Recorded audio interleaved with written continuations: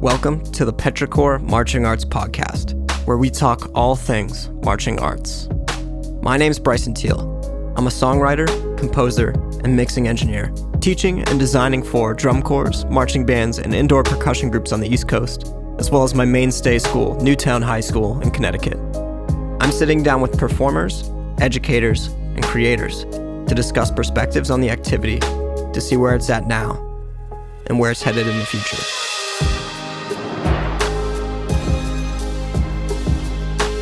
On this episode, I'm talking to battery arranger, educator, and caption head, Andy Kim. We're going to talk through his experiences growing up through the legendary King Philip Percussion program, and talk through his thoughts on the caption head role as it pertains to his position as the percussion caption head of the Spartans Drum and Bugle Corps. All right, we're back with another episode. It feels weird. It feels like I'm just trying to keep things alive at this point. But you know what's great about this time right now, if there's any silver lining, oh my god, is that there's just so much great information being shared. And, you know, I'm hoping that a lot of you are taking advantage of all that information being shared. I mean, i.e., Dan Shack's podcast on flow marching. That's been sick. For all you Connecticut people, I highly suggest going and checking out his interview with Austin Avery.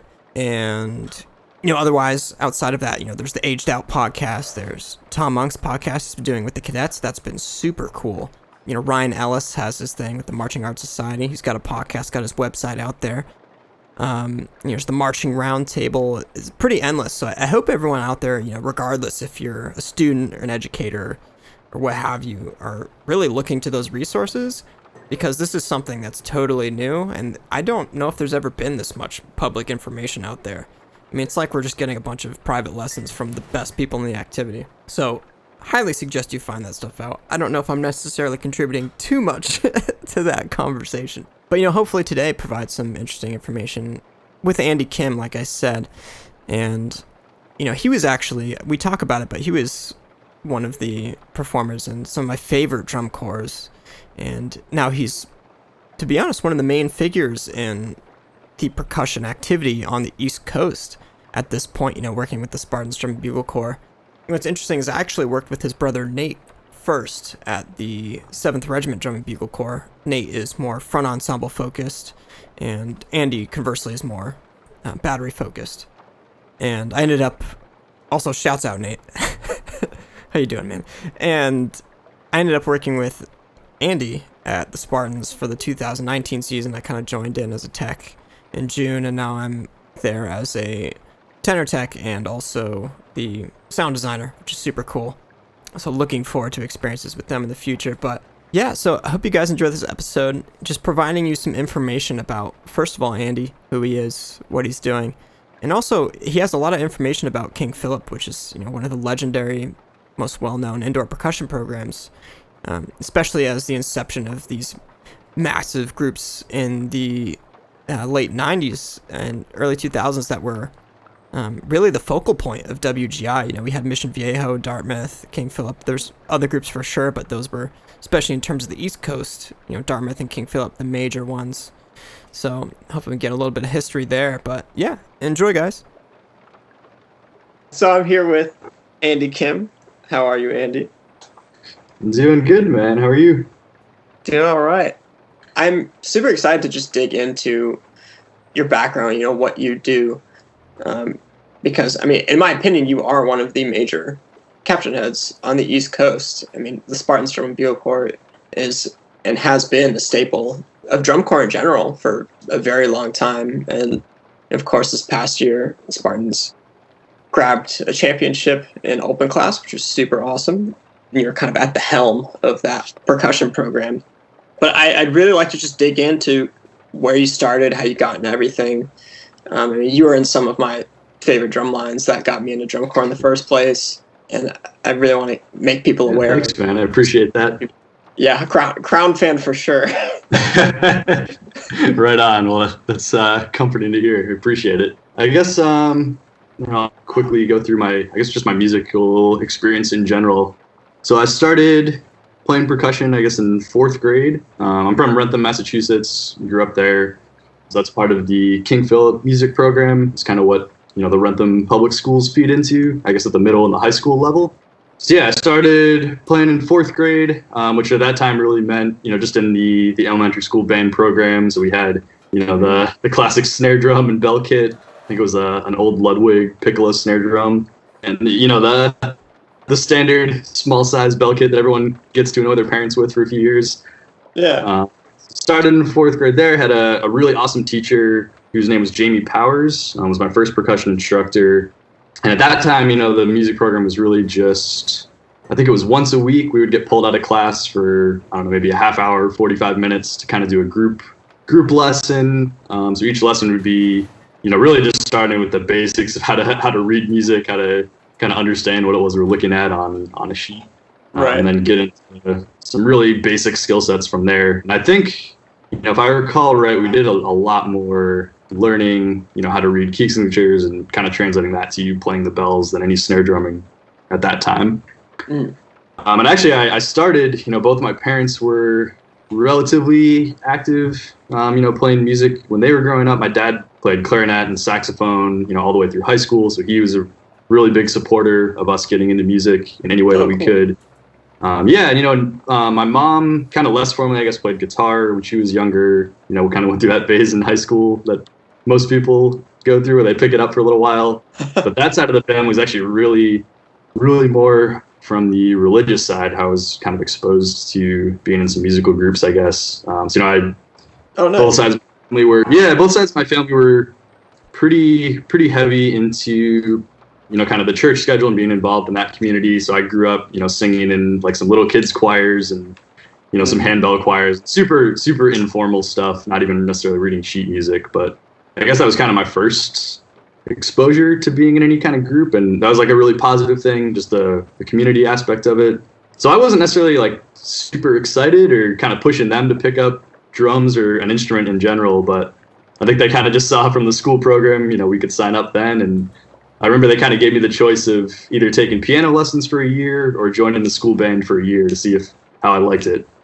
And I just kind of, like a lot of kids that age, kind of gravitated towards playing drums. So luckily they had a bell kit left for me when I signed up, and that's how I started. That's wild. I had one of those moments too. I was like, I had to choose between like saxophone or drums. I didn't have to. I had to pick one, and I was just like, saxophone sounds cool. But I think my parents just knew I had talked about drums or something and just told me to do that. I think around that time, everyone has that moment totally dictates the rest of their lives. Which is so weird. I actually have like a pretty vivid memory of, you have to list, say, 3 instruments if you don't get your first choice, if they run out before you get there. And I remember that, my parents asked me what else I wanted to put on the list. And I said, I guess trumpet would be cool. Like, I know what a trumpet is. I know what that sounds like. Yeah. And I remember not even filling out the 3rd one. I don't know how I remember this, but I remember that I was like, no, I only want to play drums or trumpet. Those are the only things I kind of am interested in. But yeah, luckily that worked out. And, from there, the next couple years, so our elementary school was 4th through 6th grade. So for the next couple years, it was kind of level, we continued the group lessons. I started taking some private lessons individually with the same instructor, Jamie Powers, which is really more of the same, just kind of getting a little bit more into, the very basics of rudiments and things like that on snare drum. Yeah. I think our really only band class was probably once a week. I remember it would be like during recess, so I wasn't always super hyped about it. Oh, what? They did that? Yeah. It's kind of messed up. Like after school rehearsals, I think right before a concert or something like that. But it was pretty minimal as far as, the time and, not being too intense for elementary school kids. But the one thing I do remember getting involved in there that kind of, I guess, led me to be interested to keep playing in middle school was they had what we called, I think it was called the honor band. So you could audition for it. You would go and play for maybe the middle school band director, the high school band director, play like a little snare drum and bell excerpt. And, if you scored high enough, you would get into the honor band, which was actually a combination of the 3 schools around us. So all 3 schools that fed into the King Philip Middle School. This was kind of their way to recruit us and I guess get us to kind of meet some people and realize that there was more out in the music world, which looking back on it now was probably super huge for me. I remember that being a really positive, just kind of fun experience. So I did that for a couple of years. And then moved on to middle school. So that was only 7th and 8th grade for us. It was a relatively small school. And actually, this is a memory that kind of was jogged just writing down some notes for this. But I remember every school I've ever been to, from elementary all the way through college, has been under construction while I was there. Kind of a really coincidence. Oh, yeah. But I remember in middle school, we had, the old school was being knocked down as they were building the new school, either attached to it or next to it. I don't really remember, to be honest. Yeah. But so our middle school band room was actually those portable classrooms, like a trailer, basically. So I remember we would have to leave the building and walk down this hallway that was just like some 2x4 framing and like some plastic sheets, kind of looked like or something. And we would walk down to this little like mobile portable classroom, and that would be our band room for a couple years. Oh, that's wild. I forgot about those portable classroom things. I used to have those when I was in elementary school in Washington. They probably were under construction too. I just never really was cognitively aware of that. I think at the time it wasn't really a big deal to us. It was probably more fun than anything else, kind of an adventure. But yeah, as far as the music program, I guess that was really 7th grade was I think when it started to kind of pick up for me. I had mentioned that I think I didn't necessarily have a ton of interest in playing percussion from the start or any specific instrument. Like I was never one of those guys that, always was at home playing drum set along to old records or, I didn't have heroes that some of my friends had growing up, I guess. So up until then, I had maybe taken a few lessons as part of something that my teachers were trying to get me more interested in, just in general, to kind of branch out in the percussion world. But I remember in 7th grade, I think my band director at the time, Josh Woloff, who actually still teaches in the middle school at KP, I remember he kind of probably realized that I was devoting a little more time to this than maybe some of the other kids and just kind of maybe keeping up with the assignments and the music a little bit. So he kind of approached me pretty early on in 7th grade, and he said, I'm going to need a drum set player this year. The guy that we had the last couple of years moved on to the high school. Like, I really want you to give this a try. I think it would be good for you. And I remember not being super excited about it at first, just because it was kind of intimidating. Like I'd never really played drum set. I'd never played in a band. Like I wasn't, playing in a garage rock band in elementary school or middle school or anything like that. Right.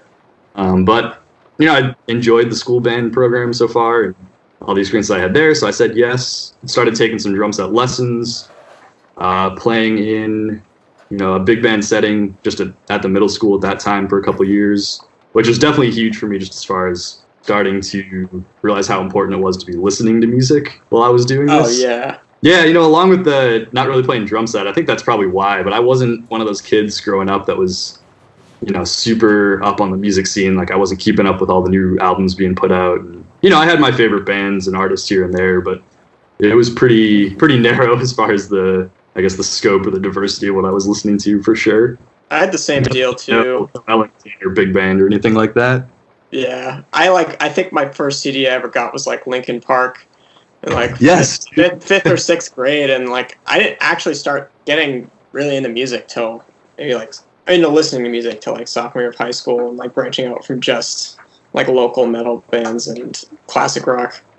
Yeah, absolutely. I mean, my dad would have Zeppelin and The Who and all the classic rock on the radio growing up, but he was my dad. I listened to that music. It wasn't cool. Yeah. I quickly changed my mind on that as I got older, but right. There was definitely a period there where I kind of felt that way. But yeah, I think the jazz band and the drum set was kind of one side of what really led me to start being more interested in music and percussion in general. And the other side was kind of being exposed to the marching percussion world for the first time. And I guess I should actually back up. I think I told you this the other week when we were chatting, but my very first memory, at least, of being exposed to marching percussion in any capacity was we would do this percussion night concert once a year, set community in the music program and get all the older kids to meet the younger kids and kind of mentor them and kind of help them, stay involved in the program, really, because it's not a huge school. The music program wasn't big numbers wise, but they did a really good job of kind of retaining kids all the way from 4th grade through the high school level. And one of the ways for the percussion program we did that was we'd have this concert every year where maybe the elementary school kids would play a couple bucket drumming pieces or play a a little nursery rhyme song on the bell kit or something, and then the middle school kids would have a percussion ensemble, and maybe the jazz band would play, and the high school kids would play some solos, and maybe some concert literature. But kind of the big, and really I think the reason at the time that they started doing this concert was to give another performance to kind of showcase the indoor drumline, or the indoor percussion ensemble, which at that time, I didn't know this at the time, of course, but Neil Larrabee was actually the percussion director at King Philip from before I started being involved. So, this is 2000 is the first time that I remember this concert or being a part of it. So he had been there for, I'm not sure how many years, but a good amount of time there. He'd really built the program up to, competing in the national level. I mean, they were Scholastic World finalist and really like a multiple time medalist at that time, kind of the late 90s, early 2000s, and just like a ridiculous indoor drum line. If anyone hasn't seen BD 2000, definitely go check it out. It's definitely it's definitely a 2000 indoor drumline show. There's some things that probably pulled up from maybe the presentation, although that might not even be true. That was a pretty off the charts show. But even just the what they're playing and the level they're playing it at, like the clarity those kids played with is ridiculous.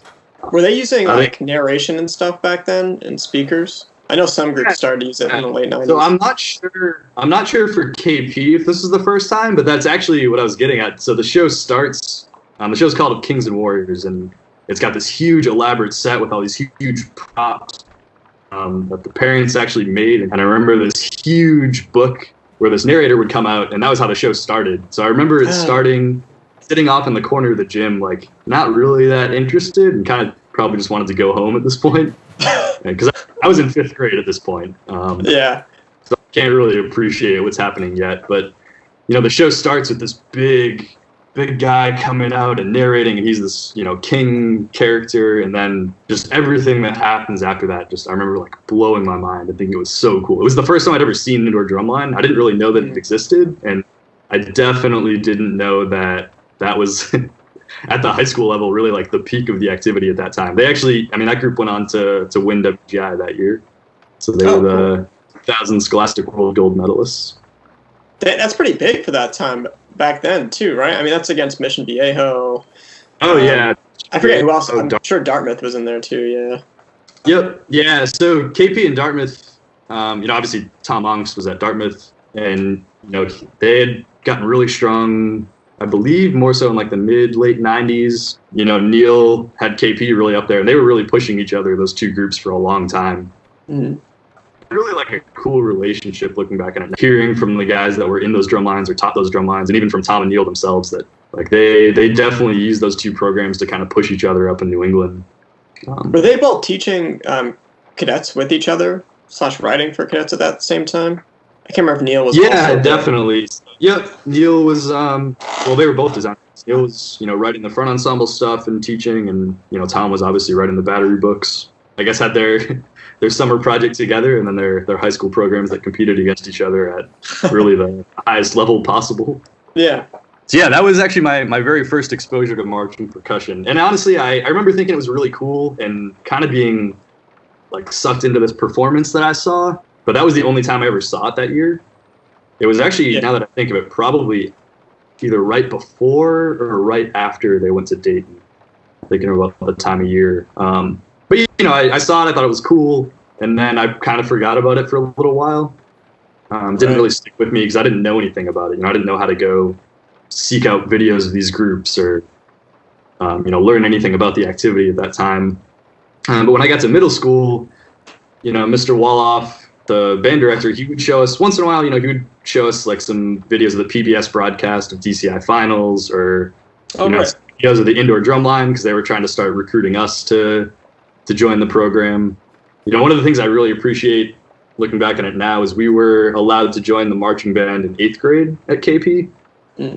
So I joined in 8th grade. That was the first drum line I was in, and then joined the indoor drum line the following season. And that was definitely something I remember, like from the very beginning. I was all about it. I loved it.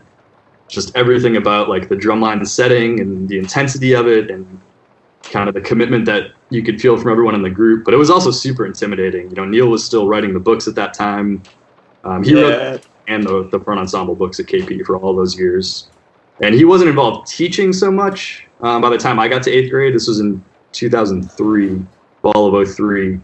But he was definitely still, writing all the music for us, and he was around fairly often to kind of keep an eye on things, just kind of help out the program as much as he could.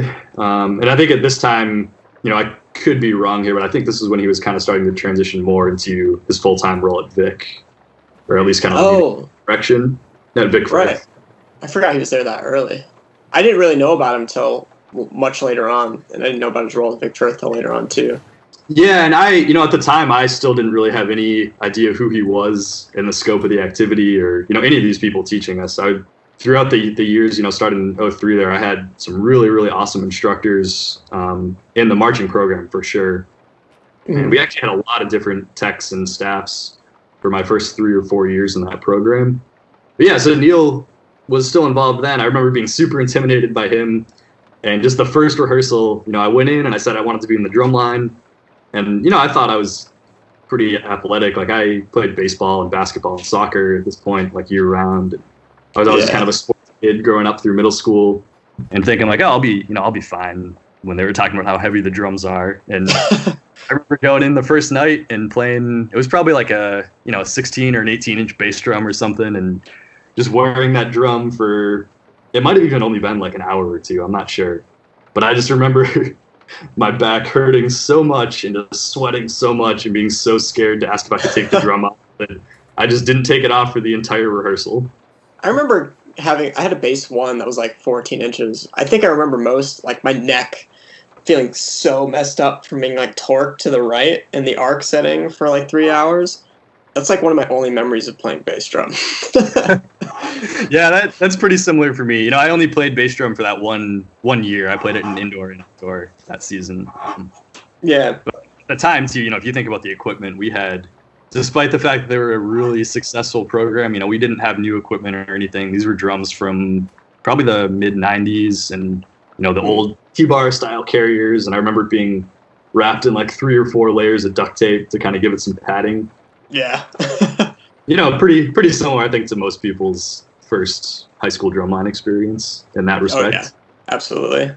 But yeah, that kind of kickstarted it for me. I was all about it really from the second that I joined that fall season. And we were a pretty small drumline. We definitely, as far as like the numbers, kind of lost some numbers when Neil either left, or I'm not exactly sure how that transition happened, to be honest. So I don't want to speak out of turn here. Jamie Powers, who was my first teacher, kind of transitioned into being the percussion director at the high school level, which meant running, the fall marching band, the indoor drumline for that year. And then he actually left soon after that. And we had kind of a little bit of a revolving door of people teaching us after that, a lot of different techs, but one of the main people that worked with us was Rudy Gowan. Came in, I want to say my sophomore year of high school, and took over percussion director, kind of the most influential as far as getting me into the drum corps world, and just really wanted to actually do this and continue on, in marching percussion after high school. Right. So we also had a lot of alumni come back to teach, which was really cool. I ended up teaching there a while after I graduated, but that was always kind of a big thing. They wanted to bring back people that had some tie to the program, and it always gave us kind of that community sense and that feel that we were part of this team and kind of something bigger than us that we wanted to keep going. Yeah. So yeah, I did the 1 year on bass drum, moved over to snare drum the fall of my freshman year, and then played snare drum, all the way through high school. I actually really wanted to be a tenor drummer. I used to actually, I would beg my lesson teacher to let me have, or use my lesson time to work on playing tenors for years. Probably 2 years. When I started joining the drum line, and he would hear from me for a little bit, but then I think he kind of was like, there's other stuff in the percussion world, like you should really spend some time playing drum set or mallets or something that's not in the drumline realm. Right. Which I definitely appreciate, for sure, looking back on it now.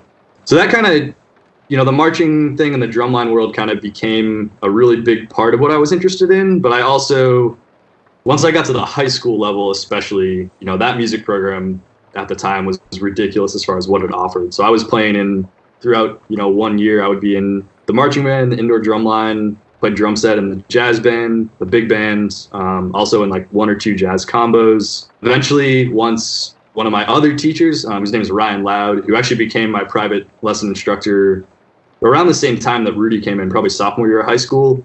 Okay. Who's awesome and still one of my really good friends to this day. Crazy good musician. He was really into the world percussion scene. He had gone to UMass Dartmouth, which has a really heavy emphasis on some of the African drumming and Latin American music. He brought a lot of that vibe to what we were doing, which was super fun. You know, he started an African drum and dance ensemble. He started a salsa band. We would have like some big band charts where he would come in and, you know, we'd be playing some Afro-Cuban stuff or sambas or just tons of different styles of music.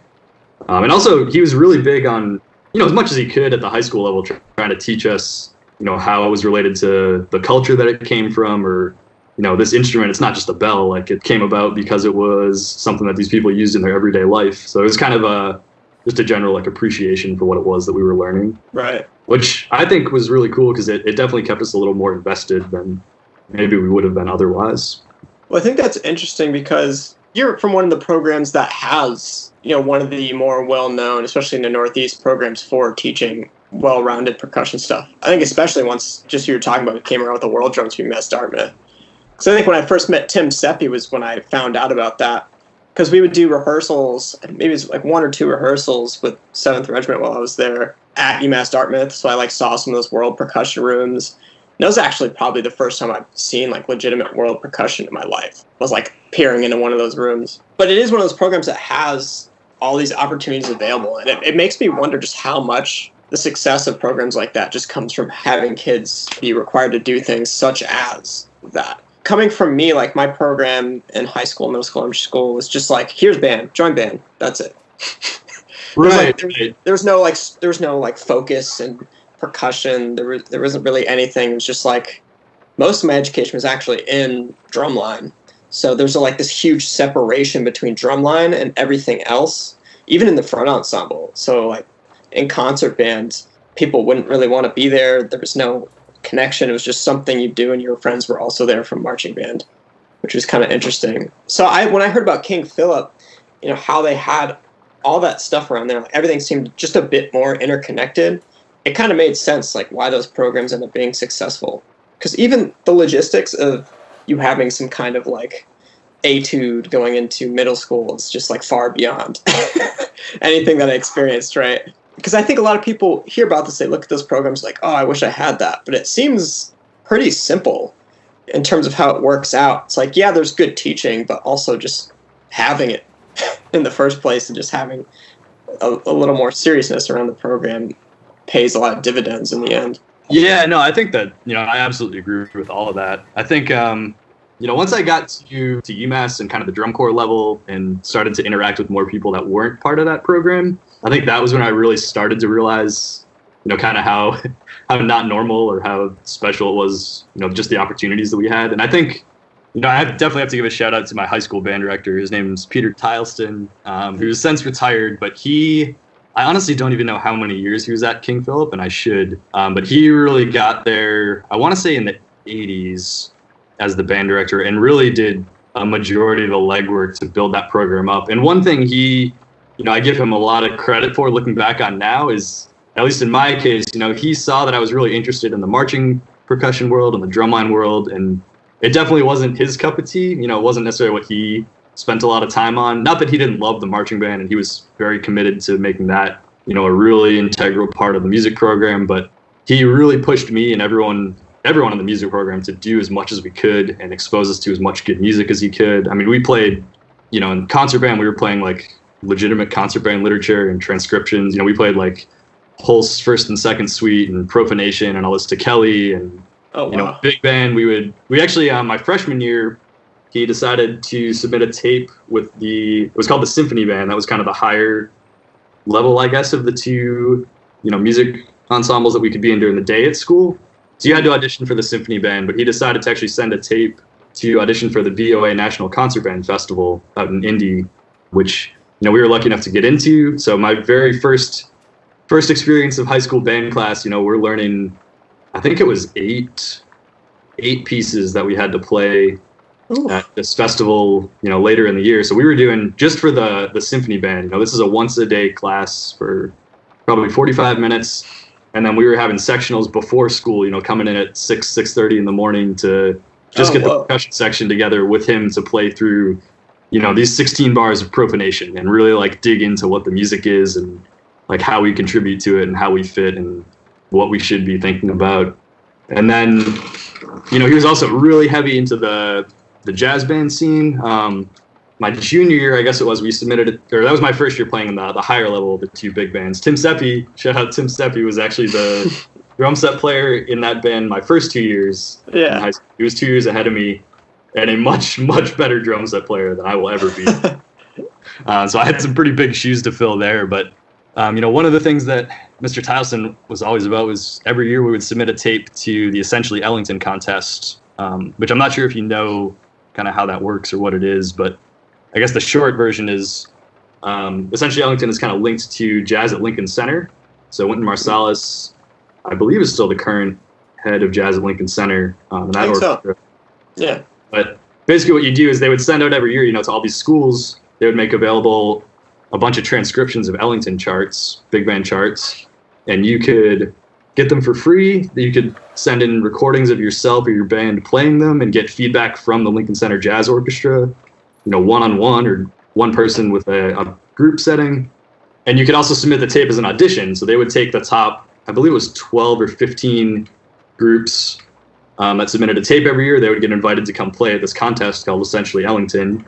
And you would go to Lincoln Center for a weekend. You would get there, you'd have practice time. They would have, members of the Lincoln Center Jazz Orchestra sitting in on your high school jazz band rehearsal and like up on stage with you, giving master classes and really picking apart everything you're doing in a super positive way. It was awesome. I loved it. Yeah. But it was definitely also one of those experiences that kind of opened my eyes to, just the level of professionalism and kind of personal commitment that it takes to be in a group like that at that level. So yeah, I guess my point in those couple stories were just that I think one of the big benefits that I had at KP was just being really pushed to do as much as I could in the music world. Right. So I'm definitely super thankful and appreciative of all those experiences I had there. So I think a lot of kids will just grow up in those systems and it just kind of is the norm and they don't quite realize that how much is truly going on that is working in their favor to make them as successful as possible. I mean, I can't even imagine growing up in a system that's just well put together. Not that mine was bad. It's just some just have such a commitment to that level of education. They just make it a much larger part of their students' lives. At least seemingly. That's what it seems like to me. Yeah, absolutely. And again, it's a full community thing. I mean, the parents, the band boosters there are so committed to everything that happens from the fundraising side to building props to driving people back and forth. I mean, I remember, marching band was kind of the first time that, again, kind of the level of commitment, both the time and just the level of effort and kind of intensity to what we're doing felt different to me. And I remember, telling my parents, hey, if I'm going to be in the drum line, like, I need to be at rehearsal 30 minutes early every day. Like, they're telling me I got to get there early and rehearsal goes till 9, but I'm not going to be ready to leave till, 9:15, 9:30. And, my parents weren't huge fans of that, and probably because they didn't necessarily understand why at the time. And I didn't either. I was just doing what I was told. Yeah. But they were definitely big on trying to act as professionally as we could, at least at that age and kind of that experience level. And I definitely think, and, even outside of the music world, that's definitely helped me out a lot. For sure. So how long were you with, were you in the King Philip indoor line every year that you were there? I was, yeah. So I guess 5 seasons. So I remember, I think the only King Philip shows I was aware of were, I think 2007 and 8. I think 7 was like the blue and red uniforms, right? And then 8 was the different colors, or maybe I'm like a year off. Yeah, no, you're right on, man. Those are actually my last 2 years, my junior and senior year. So 2007, I mentioned Rudy Gowan had come in the year before to take over the program. And if I'm remembering right, that was really his first indoor season where he was kind of, in charge of the program, so to speak, and like kind of had the time, I think, to really do it how he wanted. And he brought in some new instructors. one of which was a guy named Zach Schlicker, who again is still one of my good friends to this day, and was a huge part of my marching percussion experience. I definitely have to give him a lot of credit for not just teaching me how to drum, which I definitely learned a ton from him, but again, he kind of brought the drum corps, work ethic and attitude and kind of vibe to the rehearsals. Mm-hmm. He was also really involved in the design of those shows. I don't want to shortchange anyone here, so I'm giving out credit for the program. He was definitely a huge part of what we did too. But yeah, 2007 was actually the first year after Neil had left the program that we went back out to WGI to compete. So we went out in Scholastic Open, ended up in second place, lost by like 0.05 of a point at finals or something. Classic. Yeah, I think everyone has one of those stories. But that first WGI experience for me was totally eye-opening. It was honestly one of the coolest weekends of my life. And I think we've talked about this before, but the indoor drumline scene in New England is, I think, leagues ahead of where it was at that time. I think there's a lot of positive things going on right now. Not to say that it was bad then, but there just wasn't a whole lot going on at the competitive level that exists in WGI. There was obviously Dartmouth has been super strong, since they started competing, I think. Yeah. Aside from them, once the KP indoor program kind of changed a little bit for a few years, there wasn't a lot of other groups going out and competing at a high level in WGI. So I remember we didn't really know how we were going to do, and just being super excited that we were even in the conversation. Obviously that was a really positive experience. But then I also remember sitting in world-class finals that Saturday night, watching, Mystique, Rhythm X, and just seeing something that I kind of felt the same as I think when I first saw KP 2000, that indoor show. Just like, what is this? This is so cool, so different than everything I've seen before. Yeah. And then, I guess the next year, 2008, was my senior year. So we went back out again in Scholastic Open, and I think we came in 4th that year. So definitely, another competitively successful season. I remember you guys were like moving a lot during that show. I see some clips that were just like booking it the whole time. Yeah, I actually haven't seen a video of that show in years. I don't even know if I have one now that you mention it, but I do remember it being a pretty big challenge for us at first.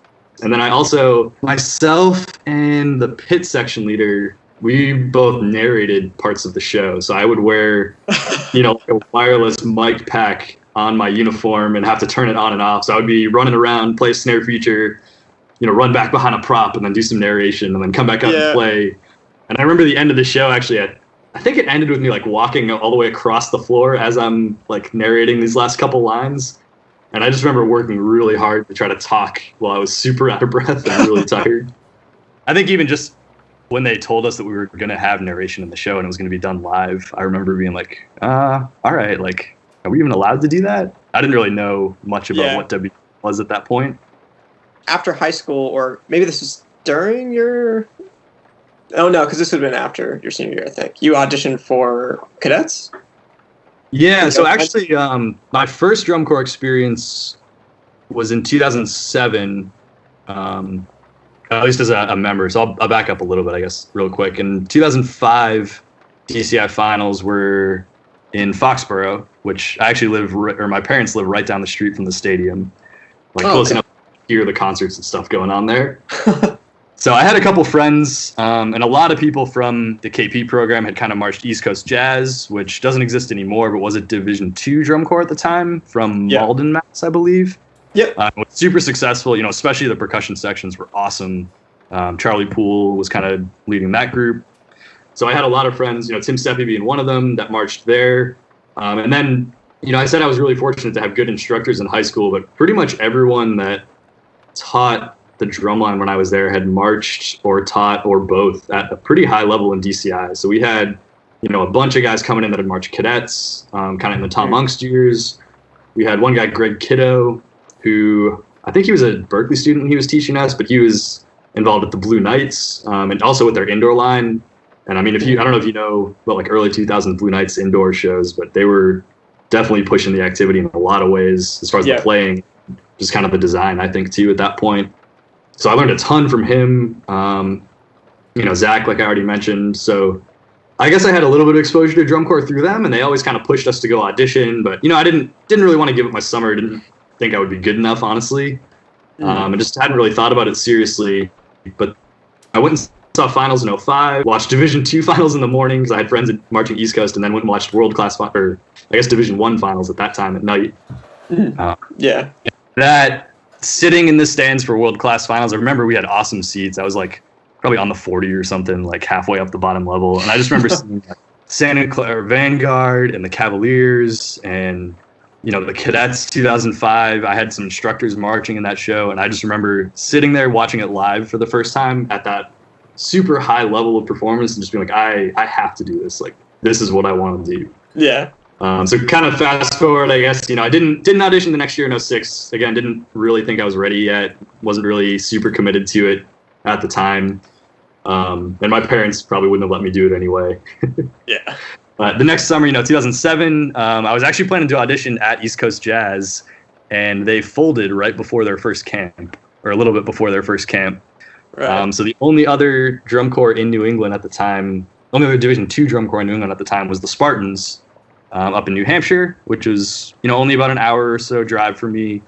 So, you know, myself, my brother actually, and two of our friends, Ian Whitaker, who actually works for Yamaha now, and his sister Vanessa, we all drove up and auditioned together. And, you know, Ian and I made the snare line that year, and my brother and Vanessa both played marimba.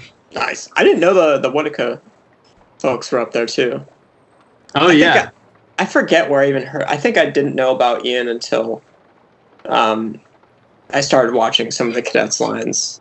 Yeah, Ian and I were two of the 3 rookies, I think, in the snare line that year. And the other one was actually another one of my really good friends to this day, Jeremy Ventura, who was from Dartmouth.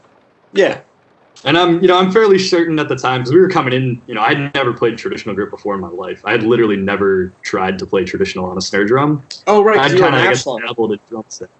Yeah. So at KP, we played matched grip, you know, all through high school.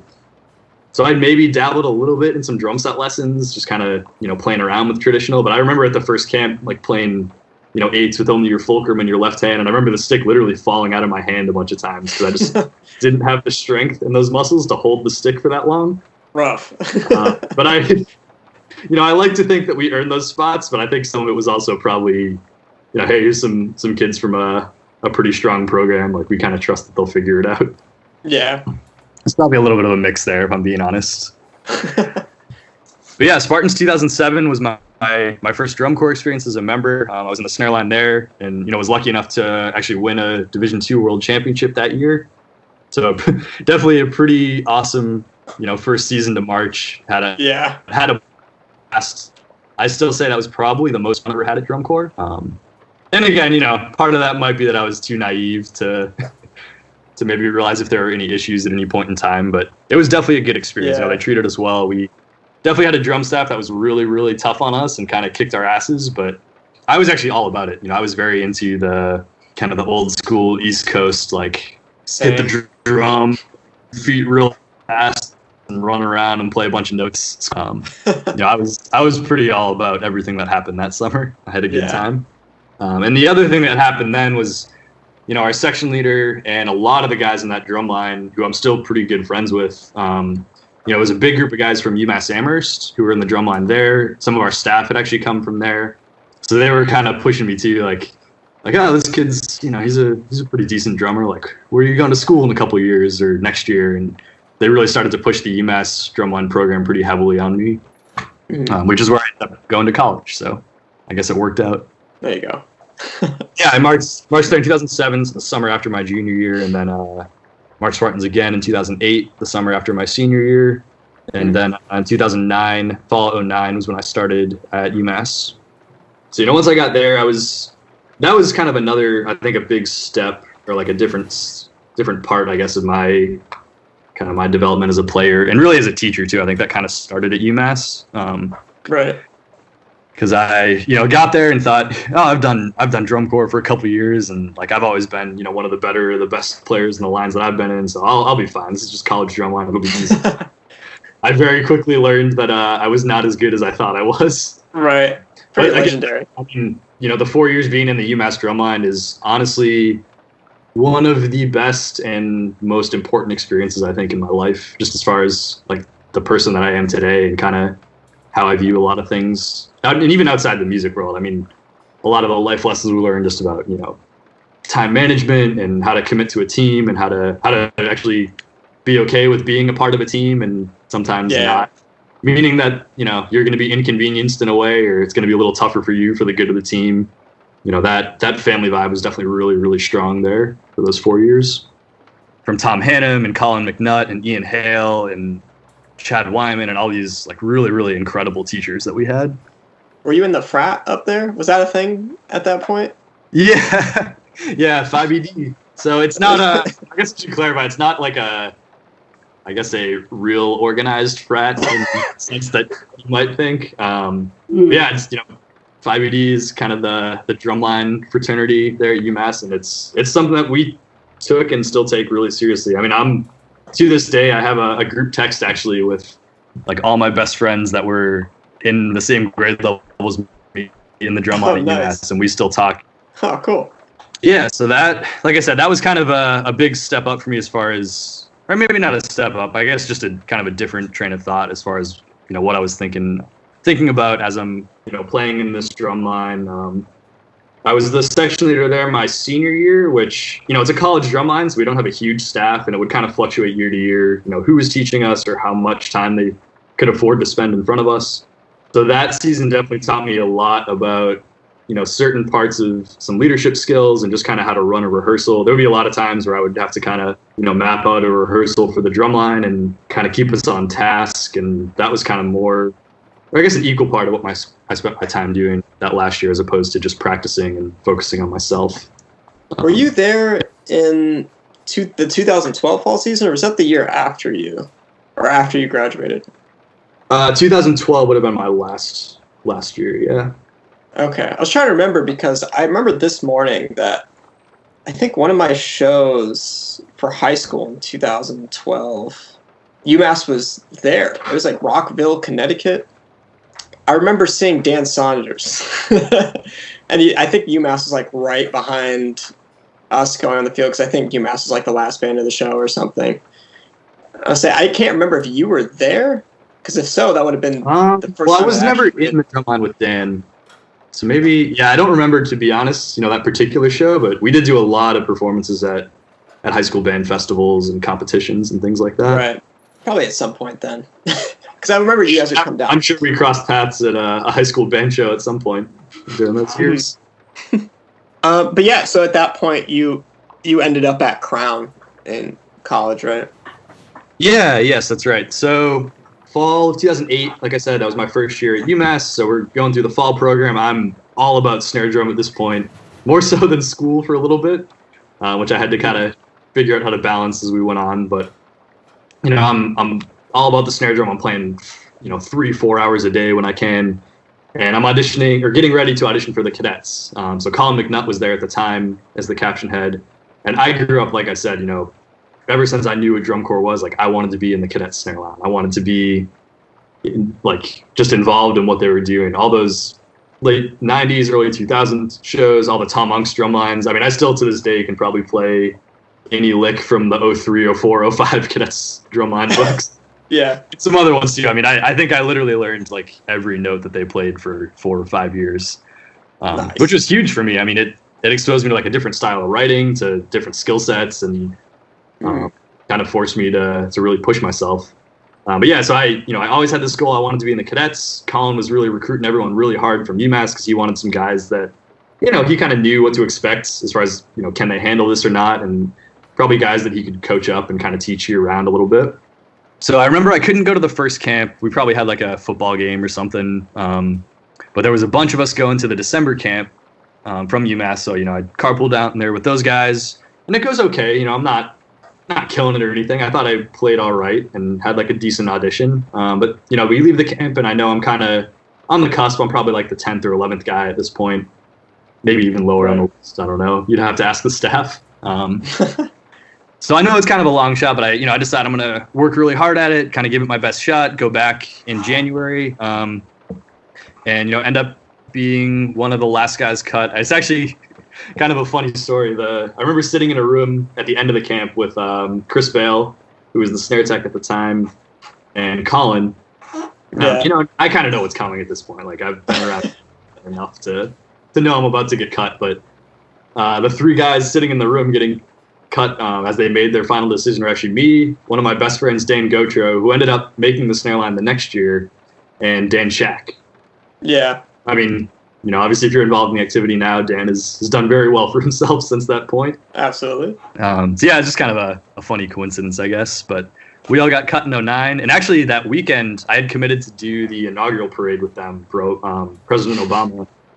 I think that Monday or something. So Dan Gotro and I both committed to doing that. So we got cut on, I don't know if it was Saturday or Sunday night, and then stayed throughout the weekend and did a parade and wore the cadet uniform and everything that Monday, and then went back to school. It's kind of brutal, but it's still cool. You got to wear the the uniform. Yeah, I mean it's definitely something I'm glad I did. It's like a cool experience to look back on now. But the parade itself was a pretty miserable day. It was very, very cold and very long, and maybe not the most fun I've ever had, but it was a cool experience. I'd always dreamed of wearing that uniform and just being in that drum line. So maybe it didn't quite work out, but I got to do it for a day. So yeah, after that, I decided I wasn't going to march that summer.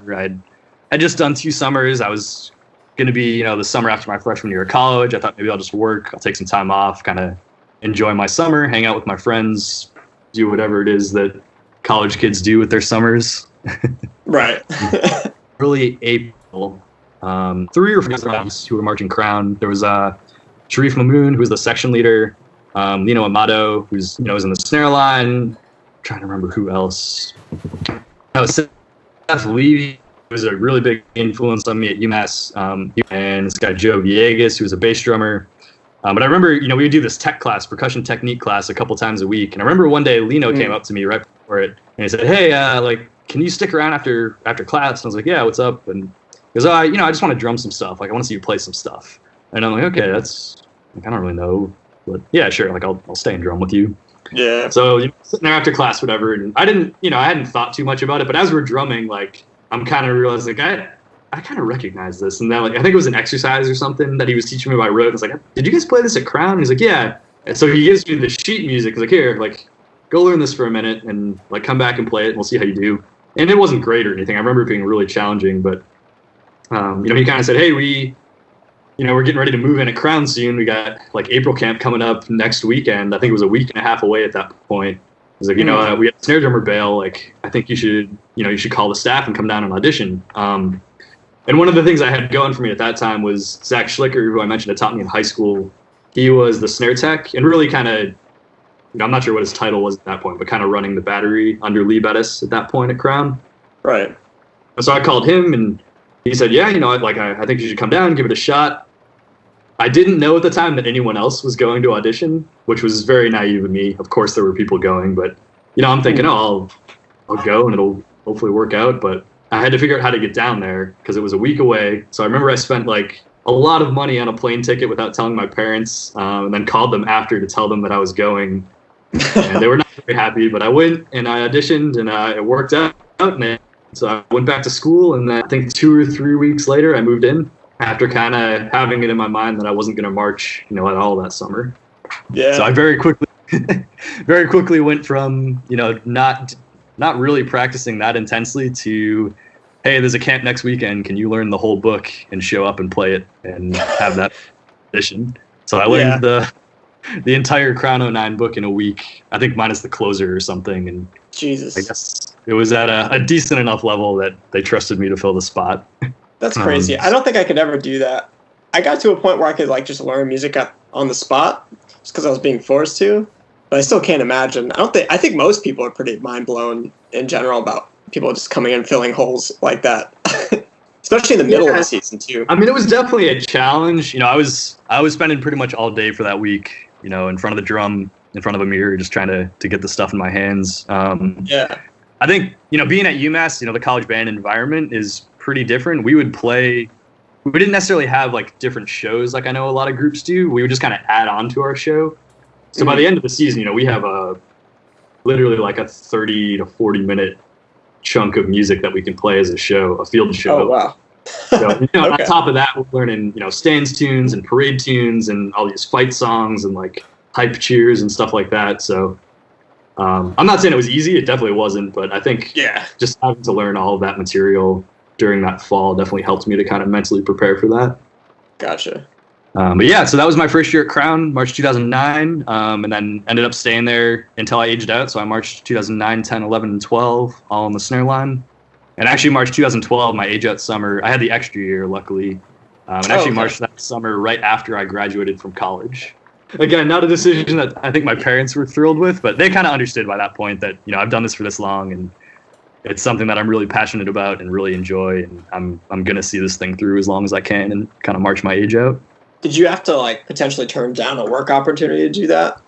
No, I kind of knew, to be honest, going into that school year that I was going to march. So, I had I was applying to stuff and kind of interviewing a little bit here and there, but I kind of had decided that unless I got some ridiculous job opportunity, that I was just going to kind of wait and figure that out when I got home.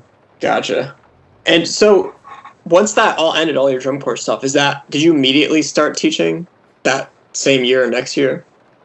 Yeah, I did. So like I said, I graduated in 2012, and I had actually started teaching a little bit at the high school level while I was at UMass. I had some friends from high school who were kind of writing and designing and teaching for an indoor drum line in Plymouth, Mass, at the high school there, or one of the high schools there. Oh, so, right, I just helped out very part-time. I would kind of go in when I could on weekends or whatever and kind of help on nothing serious.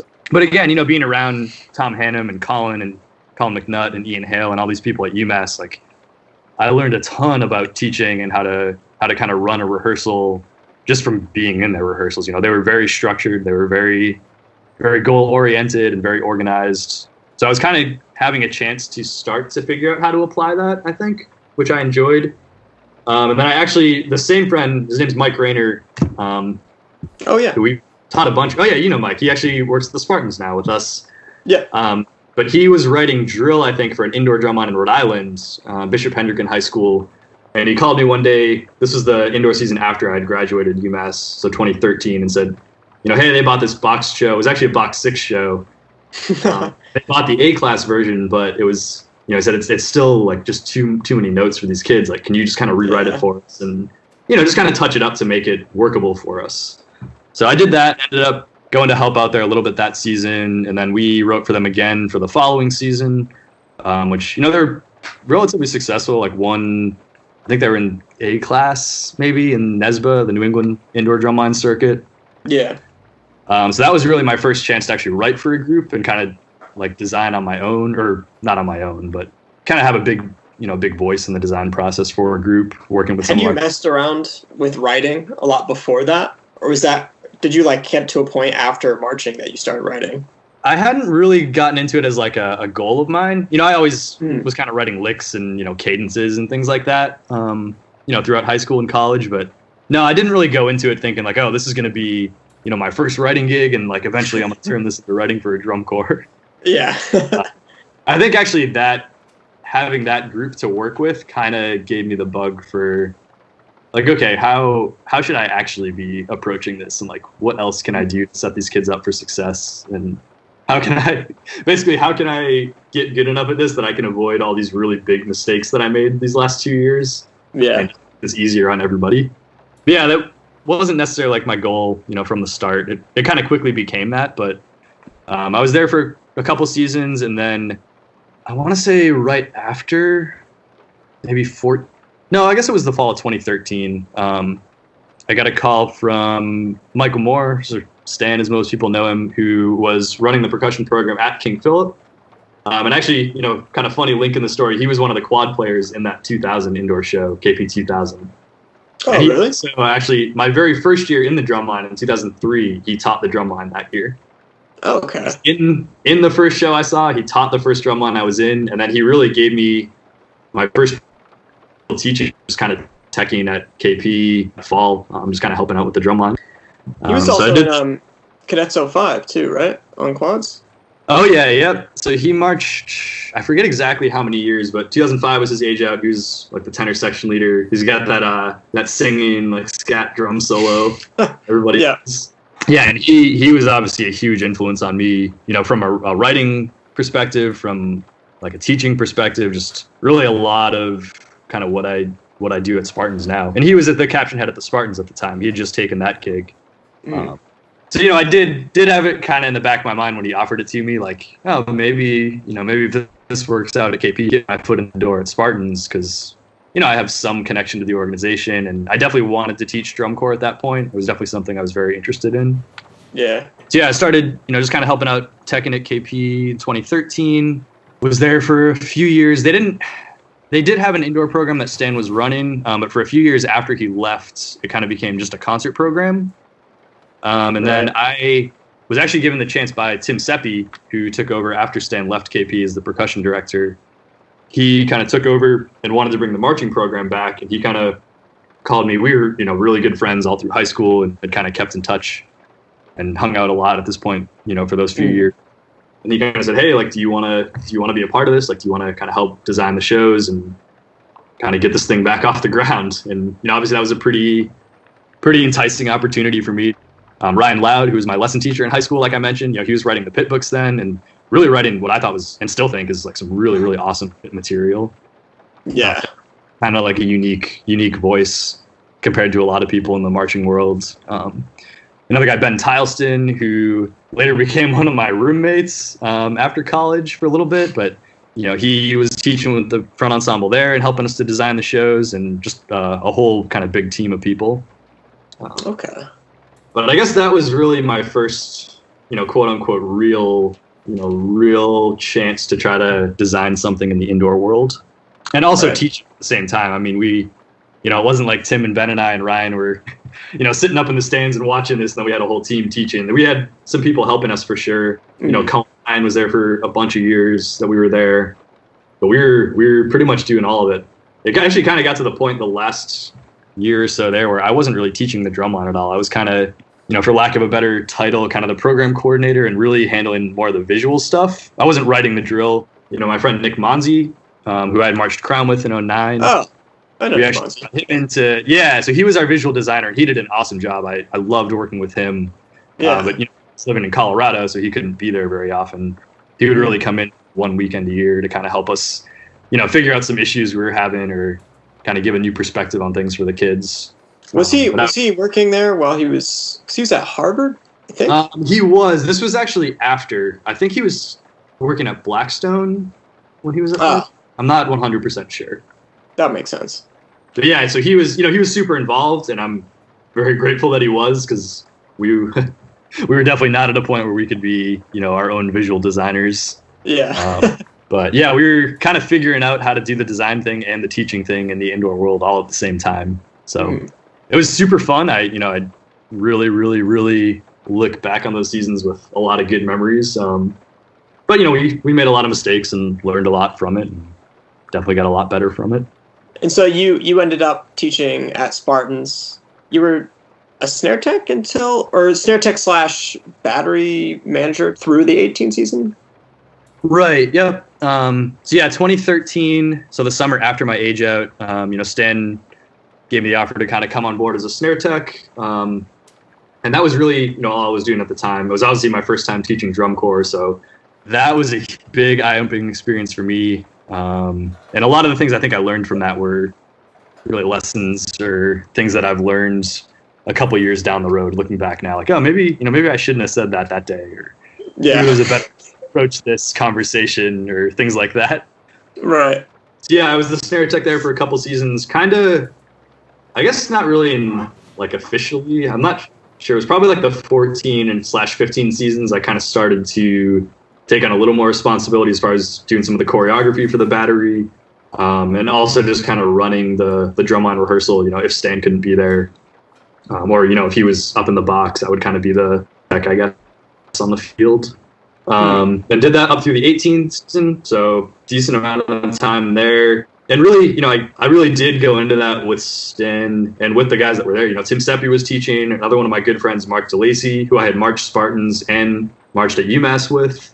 He was a cadets quad player, and he was teaching the quad line.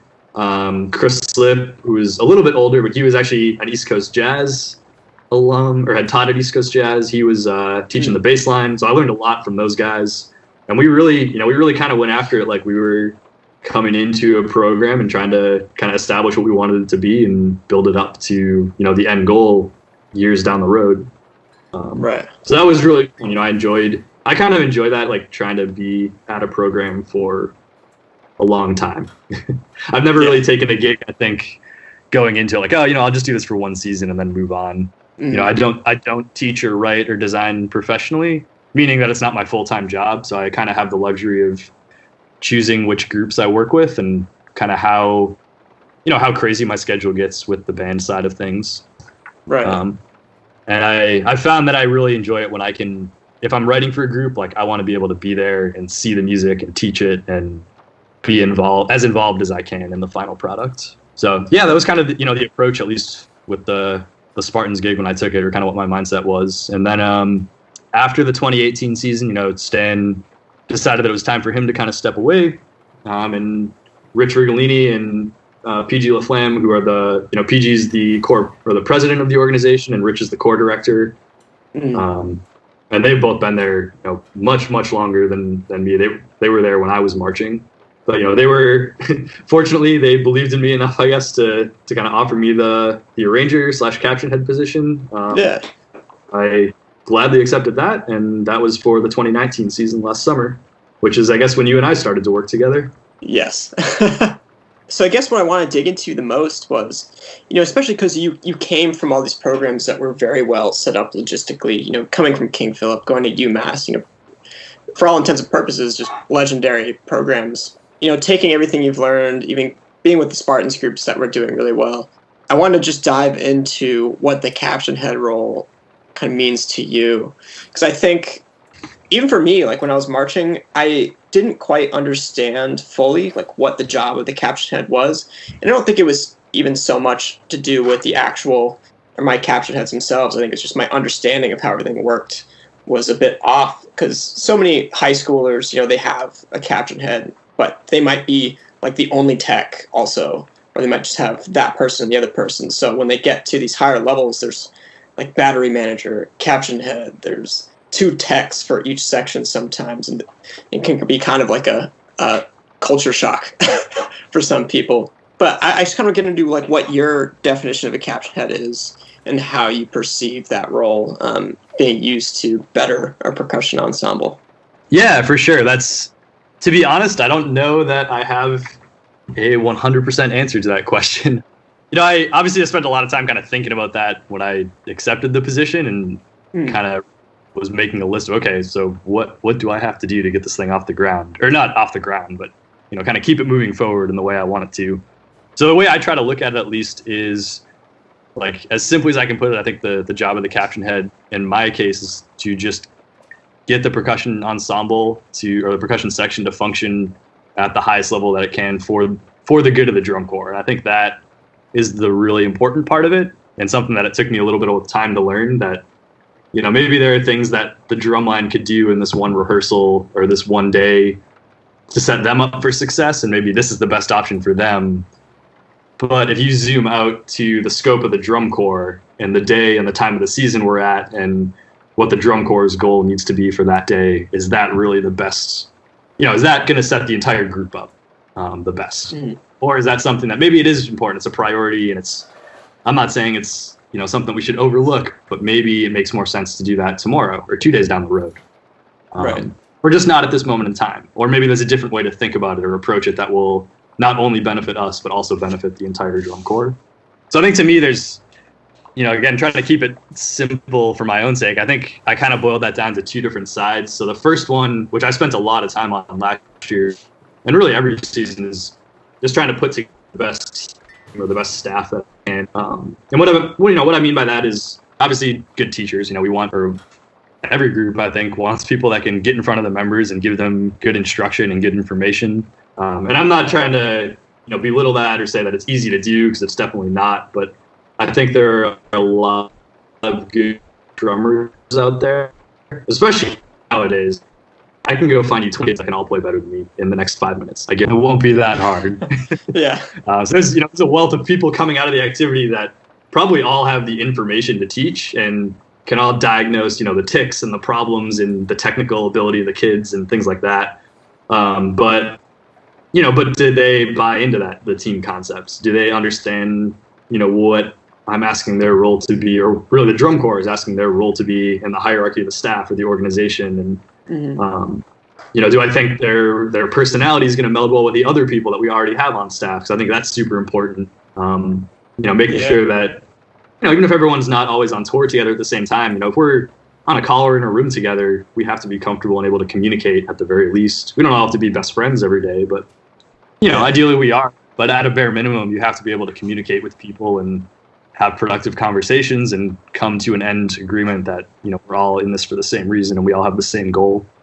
Put a lot of time and effort into you trying to seek out and find staff members that I think, are good on their own, but also that can fit into, the open class schedule and the Spartan schedule specifically, can be there when we need them to, and, can kind of work with the team the way that we want them to.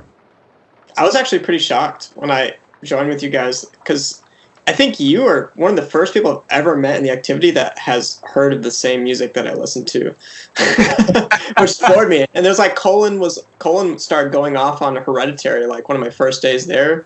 The A24 movie was like one of my favorite movies at the time. I could not believe that he saw it. Yeah, and like Ed Jabari was talking about anime. I was just like, oh my God. We're a pretty, I think a pretty diverse mix of people. Yeah. But yeah, I really believe in that. I think it's really important to have people that want to spend time together, because I think it's really hard to build and get everyone to buy into something, especially, inevitably you're going to have staff members that do a week of tour, can only be here, 2 months when we're going, every weekend for 3 months in a row because we're an open class. And they have to be able to communicate when they're not there and kind of keep up with what's going on and know what their goal is when they come back.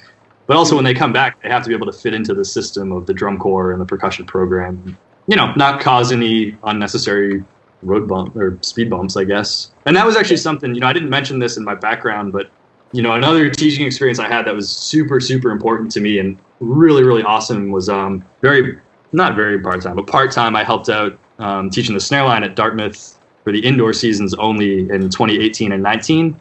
Oh, yeah. And, just being there, I really tried when I first went in there to not talk much and just kind of observe what was happening. And I mean, Tom is obviously, a master teacher and master designer, and Darcy Ungst, who works with there, Jeff Sacktig, and all these people that have been there and built that program up. I tried to kind of use that in a lot of ways as a model of, how I wanted to approach what I do and how I wanted to interact with people and treat people. And, everything there is super positive. Everyone is there for the good of the members and the kids on the floor and, the quality of the products. And that's it. It makes it very easy. It makes it very enjoyable. It's like a super positive experience. Yeah. I shouldn't say it makes it very easy. I don't want to discredit all the work that those guys do, because it's, I've never met a staff that up to that point that is as committed to their show and their students as that staff. And that really kind of reinvigorated me, I think, to be like, this is something I want to do at the next level. There's definitely like a sense of effortlessness in those types of programs, though, too. I mean, even like working with my friends at Newtown, it's like, well, it's not like a major program. There's never a time where I don't want to go here today. I don't want to be here. Because everyone's just like at least on the same page. They're just like, no one's trying to like beat anyone in the ground. It's just like, yeah, this is rehearsal structure. Sure, we got to follow that. Kids got to do rehearsals on their own outside of our scheduled rehearsals, stuff like that, but it's like there's no like hostile environment for the teachers or anything. Everyone's just like trying to make the same product. That's how I felt at Spartans too. I think, to credit to what you're saying, I never like woke up in the morning like, wow, 7 a.m. I don't want to be here. It was easy. It's easy to do, man. Because once everything's like logistically set up and that all feels good, I mean, not just at the caption level, but at like the entire core level. It's just like, I can just show up, like things gonna be good. We'll have a good time. It's like, yeah, it's super hard, but like these kids won't be as beat down, because I think subconsciously they can sense that. It's just like, I can show up. It's gonna suck, maybe. Yeah, and I think, but there's no undertone of like, I hate my life. Right, and I think what you just said, actually, I'm glad you said that. The kids can sense that, because and this isn't to say anything bad about any of the staffs I had, but I I remember there being days on tour as a member, whether it was at Spartans or Crown, or even in the high school program at KP, where maybe it was something small. There's some tension between staff members, and maybe we don't know what's happening. Maybe we don't know the details of it, but you can tell, like you said, if it's kind of a tense vibe, or if people are afraid to step on each other's toes, or if you have to worry about kind of managing somebody's ego as you're talking to them, it very quickly, I think, becomes unenjoyable for most of the people involved. And I think, especially I shouldn't say especially at the open class level, but I think especially in the drum corps activity, you're forced to live with these people for however many days on end, and you don't have a choice once you're there. Like, you're doing it, you know what I mean? So if you have something as small as like, the snare tech and the caption head are arguing about something like that, it can't show up to the rehearsal, because the second you walk on the field, everybody knows, and it's going to bring down the vibe. It's going to make it hard to be productive, and it's going to be a distraction. Mm-hmm. And like you said, if it happens enough, then it can get negative to a point where maybe the members in the back of their mind are saying, like, I don't know if I really want to be here right now. Yeah. So I don't think any corps is safe from that either. I've seen, even at all of the highest levels, it happens in top 5 too at times, year to year, depending on who's running things or how the conglomerate everything is going. But even the best of teachers in those programs can be thrown kind of under the bus and have to deal with a lot of logistical difficulties trying to just teach because something's just not going their way or not working for them when it should be, which is crazy. Like, even your point, I think, gathering people that work together in the first place so that they can at least, maybe even learn how to be better teachers faster, because they're in a good environment. Everyone gels together, and it makes it easy to be open-minded and keep things moving forward. Yeah, and I think the other thing to kind of piggyback on one of the points you just made, the other thing that allows is if the staff is all comfortable with each other, and the members have a comfortable relationship with the staff, and that can be different for every group. I think even at Spartans it's a little bit different year to year, kind of I don't want to say the relationship between the staff and the members, but just kind of the vibe is inherently a little bit different because there's different people every season. And we have to find what works best for that group of students, and what's going to help them the most. But I think it also allows the staff to really kind of sit back at times and be like, okay, like, this is what the goal is right now. He's better at that, or maybe he's more comfortable leading a rehearsal like that than I am. So, maybe I'm the caption head, or maybe I'm the battery coordinator, or maybe I'm the snare tech. But right now, the snare line needs this guy to talk to them about this, and I have to be okay with, like, that's his strength, it's not mine, but this is what's best for the group. And zoom out, this is what's best for the drum corps at the end of the day. And I think along with that, like you said, the logistical side of things, I think, was actually a huge challenge for me last year, and it continues to be. It's something I spend a lot of time trying to figure out, whether it's dealing with equipment or, membership at the early part of the season, figuring out the audition process and communicating with members that are flying back and forth and have to miss a camp, or, trying to put together a staff schedule. Like, that's honestly one of the biggest challenges every year. And that's something I've kind of been doing, at least for the battery, for a while now at Spartans, but, trying to make sure, okay, does the front ensemble and the battery even have the right people in front of them on any given day to accomplish the goals that we have? Like, that's huge, because if not, you got to figure something out. And, maybe you can find a solution that works for that day, but it's not sustainable if you can't, again, communicate with your staff and figure out, like, all right, how are we going to plan ahead and know at this time of the year, this is really what we're focusing on, and we need to make sure that we have these people here. Right. Or if not, like, if the staff can't be there, how do we change the rehearsal schedule? How do we change the teaching plan to fit what we do have available to us? So that's kind of I'm glad you kind of led us down that road. I think the second thing I tried to do, at least last season, as far as the role of the caption head, is just do everything I can to let the staff worry about teaching and let the members worry about being members. So whether that means, like I said, the equipment thing is something I try to take really, really seriously and stay on top of and make sure, I know, okay, what's our inventory on the truck this week? Because last drum corps, again, we go home 5 days a week for the first half of the season, or, a little bit less now. We're starting to kind of ramp up our tour schedule year after year, but there's a month and a half of the season where we rehearse Friday through Sunday. So if we show up Friday and all of a sudden there's no more snare sticks because we broke 6 pairs last week, and some kids took them home to practice and they forgot them. Like, we can't rehearse without those sticks, and it's too late at that point. Yeah, just like I said, I think that was one time really, really trying to focus even more on as we move forward and trying to figure out how I can do better. But like, how do I let the staff teach? Because they're doing the bulk of the teaching, right? Like, you can probably give me a better answer than I can, but if I had to guess, like, the percentage of time that I was actually, teaching the battery or the percussion ensemble last year in a one-on-one or like down on the field setting, it was pretty small until the later part of the season. But I tried to really get people that I trusted to do that job and let them do that job. And behind the scenes, with all that stuff, because you're not on the field all the time, how much of that time is dedicated to, working on overall design, like with Matt, for example. Also, I think it's Matt's birthday today. So shout out Matt. Yeah, shout out Matt. Happy birthday, dude. How much time is spent talking about show design fixes from like day to day, especially during the show season, and just communicating with other caption heads to make things gel and move forward?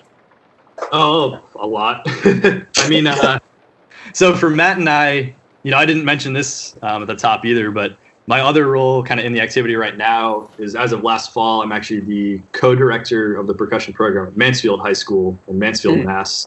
And Matt McGuire, who is the program coordinator and the staff coordinator at Spartans, so he's my boss there. He is actually the fine arts department head there, or the performing arts department head, I believe is his official title. But he's the band director as well. And we run the indoor program together. So he, in the fall is doing a ton of design there, writing the wind book and the pit book. I write the battery stuff. And then in the indoor season, he writes the front and I write the battery. And, that's also how the writing process is divided up at Spartans. He writes the front book, I write the battery. Aaron, our brass arranger, Aaron Goldberg, writes the brass book. But I guess to answer your question, like for Matt and I, it's an everyday thing, whether it's indoor or drum corps. Like when the season is going, we're emailing, texting, calling pretty much every single day, whether it's about, changes to the show or just making sure that we have what we want in the show and it's working the right way, or maybe anticipating some issues that might come up now that we've seen this new part that we put on the floor or on the field, and, how do we kind of get ahead of that to make sure we're not wasting anyone's time, or is it a day where we need to sit back and just, okay, like we put all this stuff in, we got to let the staff teach and we got to kind of evaluate what it is, and like that's our job for the day. Right. It's a lot of time, especially on tour. Like we said, the beginning of the season in open class drum corps, at least for the Spartans, we do. Now it's kind of turned into like a 2 to 2.5 week move-in / mini tour, and that's kind of where we're finishing up the show and really trying to get the final touches on it to get it out there for the first time. And then from there on, it's like I said, it's pretty nonstop. Okay. Because I think that's something members get confused about as well. I mean, usually in that situation, they're made aware. So we have Jabari, fronting stuff a lot of the time there. But I know at times, I think, I don't know if we've actually talked about this, but I would imagine within these roles, having consistency also plays a massive role as well, right? Jabari has his role as battery manager, but I could imagine that from a member standpoint, I guess in general too, things could get or feel off kilter when roles are messed about with. I remember when you would come in, it would just be like, all right, guys, here we are. Andy's going to come in. He's going to check out the stuff, do some evaluation. Maybe we have to make changes, but he's going to really kind of help you guys detail this part, make sure it's fulfilling what its purpose for the show and stuff like that. So to me, it never felt like, oh, Andy's here, like everything's out the window or anything like that. It felt like very calculated, very specific. Well, that's good. I'm glad to hear that. Do you, or I guess to what extent do you feel that any type of inconsistency in the overall structure would affect the overall rehearsal or overall day from a member and staff perspective, if that makes sense? Yeah, I think, I guess I should say first, this is obviously my opinion and just kind of how I've found that I work the best. I think that consistency is huge, though. Whether it's, like you said, whether the literal people standing in front of the members, the individual staff members, are they there consistently enough that the kids feel, or the members feel like they're interacting with them, most of the time when they're there. If the snare tech's not at rehearsal every other week, it becomes challenging to be a snare drummer if that's the person that's supposed to be kind of, hands-on teaching you the most, or if your caption head I would imagine if your caption head is in and out, and in once a month, that's pretty hard to kind of have a good relationship with them and be comfortable in front of them. Not that I'm not from experience there. I've never had I always think I had caption heads that were pretty involved and invested in what's going on, and I appreciated that. But I think year to year too is huge. I mean, like I said, I started at Spartans in 2013 as the snare tech.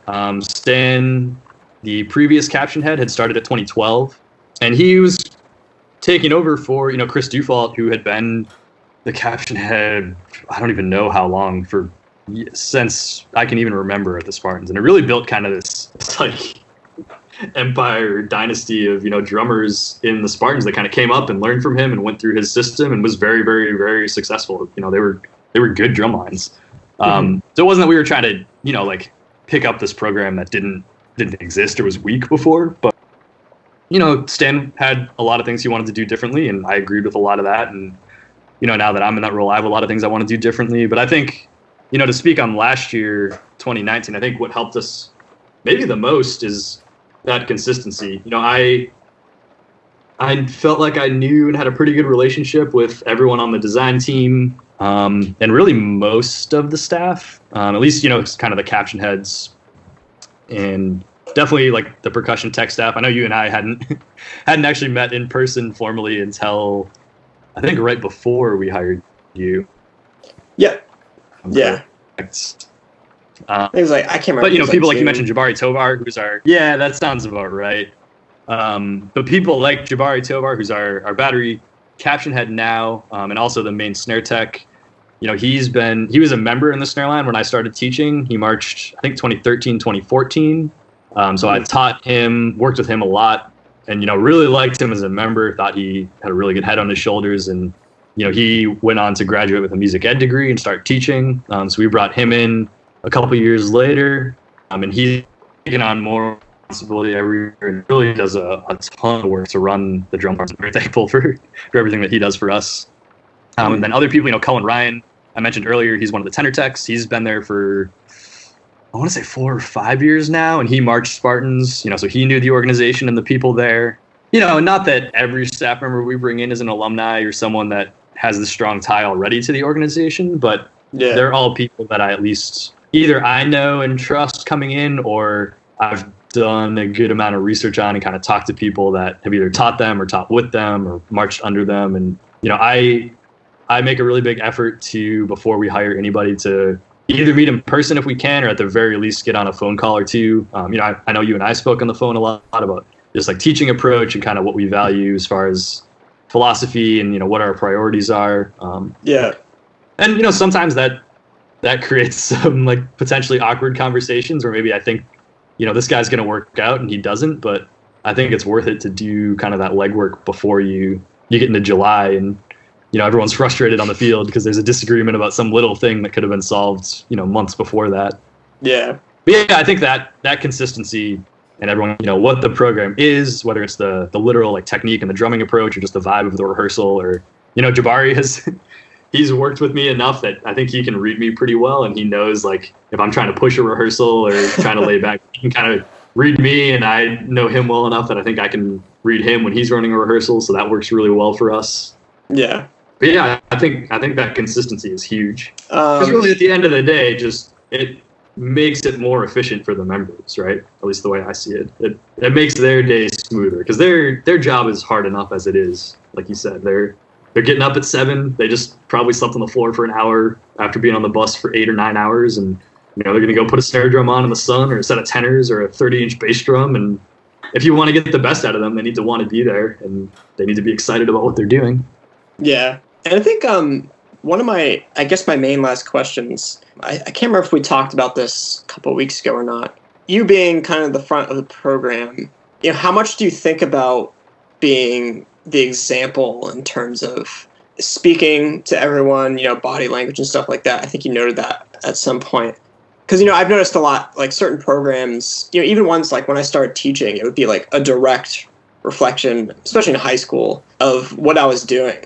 And I didn't quite realize how much control I actually had over everything that was happening. And some of the things that I thought were bad that were like kids' fault were like definitely my fault.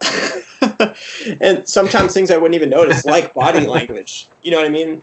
So do you spend, at this point, a good amount of time trying to be aware of kind of how people perceive you in order to create a culture that is strong enough to promote success?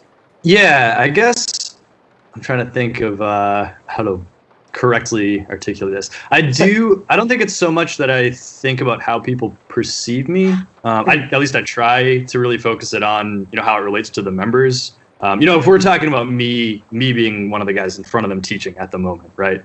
Because I totally agree. I love talking about this. I think body language is huge, especially in drumline, right? So yeah, one of the things that I really love about drumline, and especially in drum corps, is that percussion is really like one of or the only instrument that you can actually like exert and use your whole body to play, right? And maybe you're not doing it technically. Like I'm not actually using like my pinky toe to play the snare drum in most cases, but I can move my entire body in a way that maybe moves that pinky toe as I'm playing this note on the snare drum, and it's going to be read completely differently from the audience, right? Or from an adjudicator, or from anyone that sees what you're doing or hears what you're doing. So I think in that aspect, I try to relate that a lot. Like we talk, you and I talk a lot about this at Spartans when we're kind of lesson planning, so to speak, with the whole drum staff. We talk about it like our real goal is to talk about and get the members to understand this feeling in their hands or in this part of their body if they're doing choreography, right? We use words to do that, or demonstration when we can, but like really the feeling is the ultimate goal, right? That's how they're going to know if they achieved it or not, or how to do it consistently, is to get them to kind of recognize what feels correct or sounds correct or what doesn't. And so I think because of that, like just what drumming and percussion is, I think body language is almost even more important than some other instruments. And that's not to diminish the importance of it, playing a trumpet or something like that. I don't teach the trumpet. I don't know how to play a trumpet. Yeah. So I spend a lot of time thinking about it as far as two things, I think. One, on like a technical level or an achievement level, what makes sense for what we're playing. Like if we're trying to balance these, gut edge rolls at like pianissimo, it probably doesn't make sense for me to come in and start the rehearsal like, going all out, playing like 15-inch legatos at 180 beats a minute. Like that's not really transferable into what we're doing. It's going to be a big shift for them, like mentally and physically, right? So, and I think that's fairly obvious, right, to most people that teach percussion or teach drumline. And then the other way that I think about it is, or try to think about it, and this is probably more so it's in my mind before a rehearsal, is okay, here's the amount of time we have to do it. I'm really big, as you know, on pre-planning and kind of pre-scheduling rehearsals. And I've gotten away over the years from feeling like I need to stick exactly to this minute-by-minute schedule. And I know some people do that, and it works great for them, and that's awesome. I did that for a long time. Yeah. I kind of, in the last 3 years, have relaxed a little bit more into, okay, like, we just need to check in every once in a while. Like, maybe this is what's on the schedule, and I thought that was what was going to work. But it's taken us a little longer to get this concept or to clean this lick or to understand this choreography. So the goal is still to get this skill set or this part of the show or this lick to a higher level by the end of the block. So it's okay that it's taking us longer than I thought, as long as it gets there, right? As long as we achieve the goal. So to that end, I think about body language as far as, okay, what's the time frame we have? What's the goal? And what do we actually need to think about to achieve that goal? Is it more of like an ear training thing? Is it just that this part is really physical and this drill is hard and we gotta get them fired up about running around the field and kind of getting their asses kicked at 200 beats a minute? Because that's part of it too, right? Yeah. We love, being as relaxed as we can when we drum, and that's awesome. I'm totally about that. But to some level, it's marching and playing, and that takes a level of physicality. So sometimes, especially I think at the open class level, some of the members we get that haven't done drum corps before, that's a shock to them, right? Like those basics blocks for the first time and May or something, when you're kind of really getting outside for the first time and realizing that you're not as strong as you think you are physically.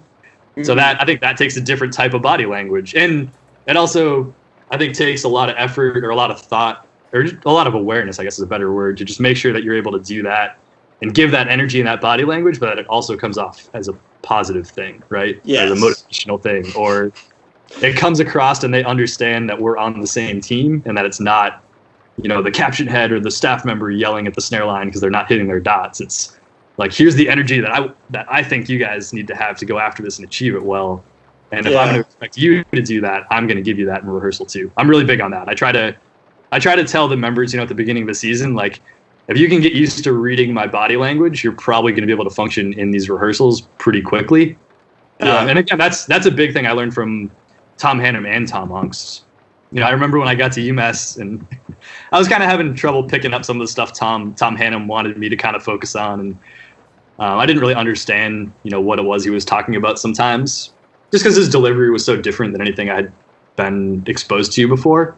Mm-hmm. And I remember he kind of pulled me aside. I want to say it was like my freshman year or something. He's like, man, you just got to learn how to deal with me. Like, once you do that, you're going to be fine. But like, you haven't figured that out yet. Yeah. And I remember that being like pretty earth shattering to me, because I didn't really consider that as like part of what my job was. It was just, the instructor gives the information, that's the information, and then I do it. So that's a long roundabout answer, but I think that's how I kind of view body language as far as, relating it to the drum corps, the drumline world. For sure. Because I think it's just so important. I think it might take, especially teachers, a while to fully understand that.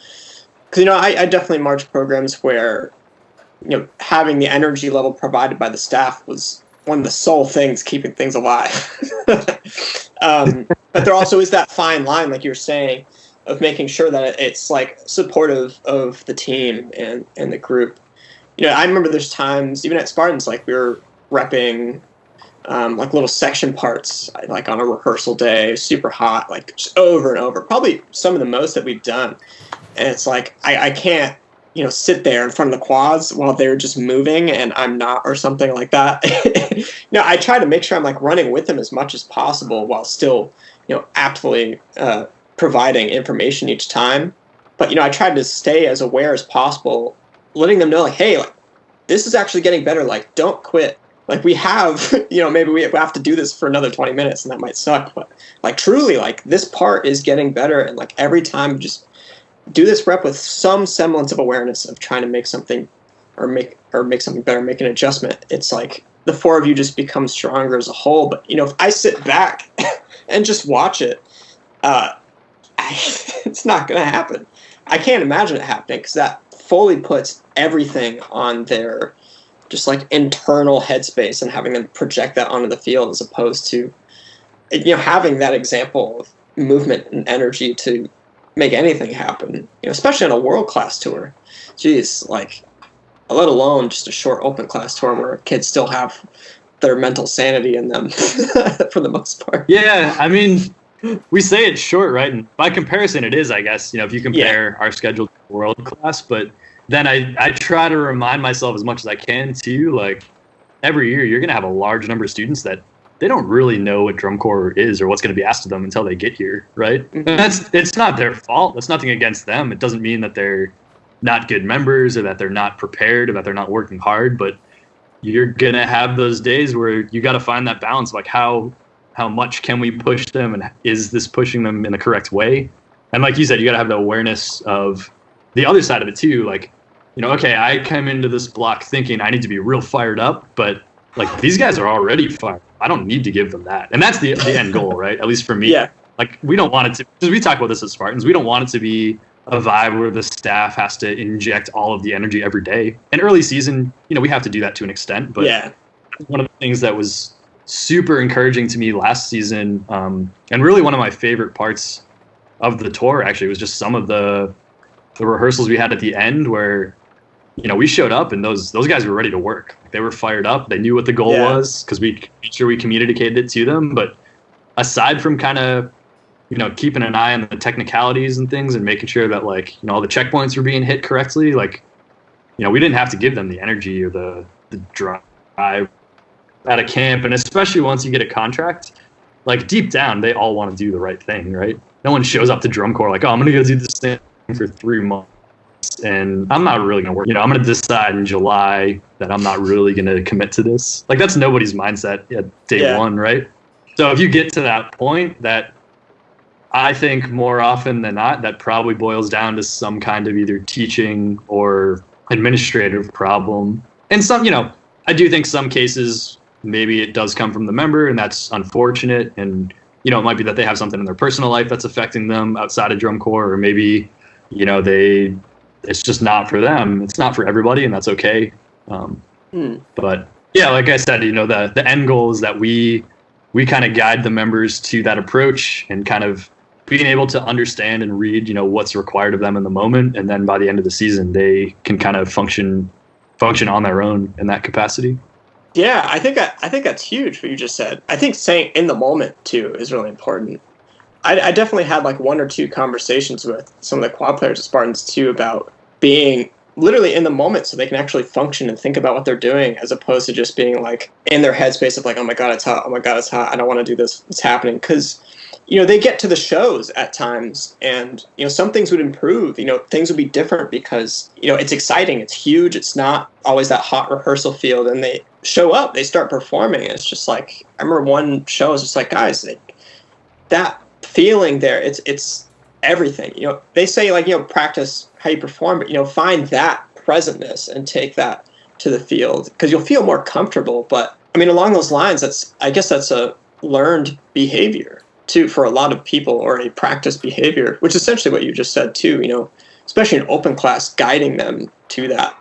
That really hits home for me because I know for me at least, it was definitely kind of a learned behavior. I loved performing in the sense of I loved playing snare drum when I first started marching, at Spartans in 07. And even in high school, like I really loved the technicality of it and kind of the math of it and the game of, how do I fit these notes into this correct mathematical space with these people around me and like, at the right tempo and the right height, because we were using a height system at the time. And, then later on, like, how do I do that while having a better quality of sound and being aware of what that quality of sound is, and how my hands influence and all these technical things.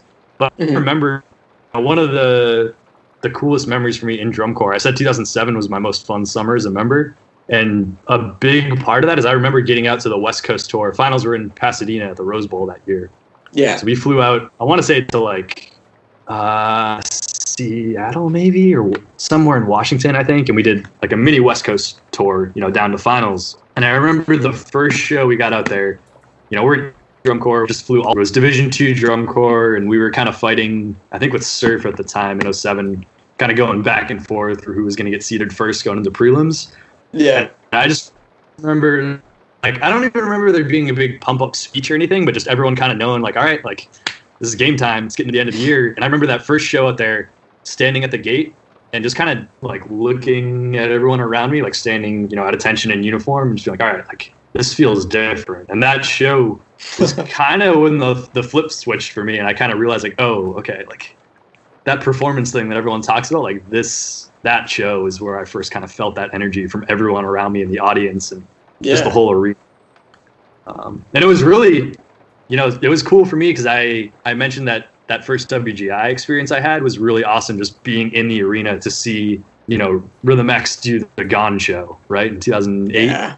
Like, I don't even remember that show in the moment so much because I was so far away. I couldn't really hear what was happening on the floor. I just remember like the energy and the electricity in the arena because everybody was just like feeding off the energy of those performers, right? Mm-hmm. So I think it's really cool.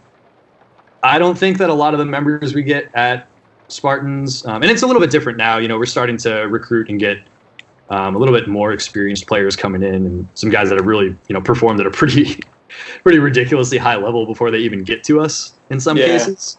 But definitely when I first started teaching there, and to some extent now, it's really cool, I think, to see after the shows. I try to kind of read their faces before I say anything or ask them anything. And once in a while, you'll get that first show where, a kid who hasn't done drum corps before, and maybe his only experience is his, small high school band program where that flip is kind of switched for him and like he gets it and he feels that. I think that's really, really cool. I'll ask you one more thing, just because we're going long. I feel like we always talk for like 2-hour increments. Yeah, that's probably about right. Starting an open class, this was certainly the case for me. Talking about, feeding off the audience and the audience feeding off the performers, etc.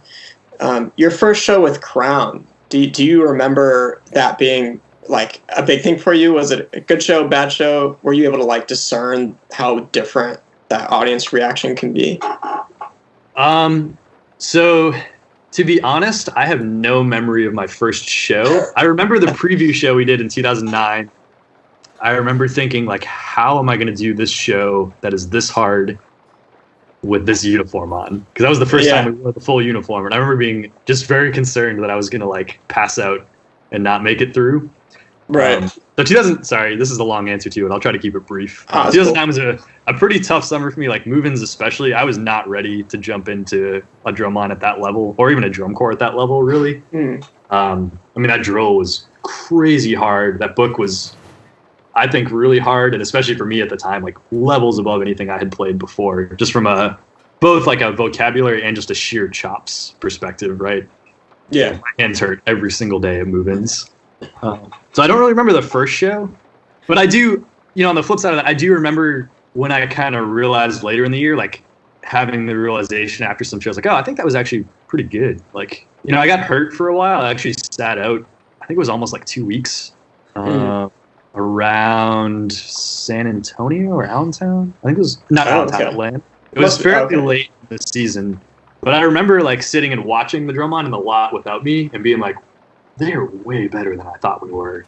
And like feeling a lot of pressure from that and like worried that I wasn't going to make it back in time. And then getting back in and just really just not wanting to like let that group of people down because they were just so good. And there were so many like ridiculously talented people in that line and that whole drum corps. So I guess to answer, like I do remember finally coming off the field on, I think it was semis night. We had a really good show and I remember coming off the field and looking at Lino, who stood next to me in the snare line, just being like, that was really good, right? And he was like, yeah, man, I think so. And I was like, okay, like, I think I got it now. Yeah. So it was definitely a battle for me. Like, it took me most of that summer to really kind of, figure out what I was doing. That same experience for me, I feel like, was a lot different in the sense where, I came from a pretty small open class corps, and I actually wanted to join Scouts in 2014 because they were kind of like almost like a fan favorite type of vibe, but I also was a fan of the Crown stuff, and that whole staff just kind of migrated over to Scouts. And I had known Kevin Thompson, who had marched there before, so I flew over there to try and march with him. And some of the 2012 guys were coming back too, which is really cool. Like our center snare, Devin Garza, and like one of the quad players, AJ.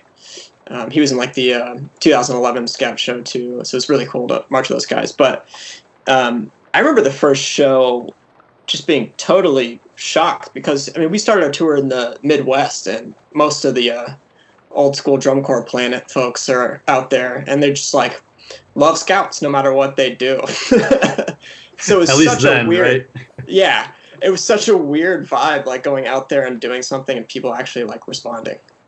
Because, it always felt like an open class, like the audiences were almost like a high school Dayton audience or something, or it's like in the lower levels, like there might be like 20 people in the audience and like a lone clap. Yeah, I definitely...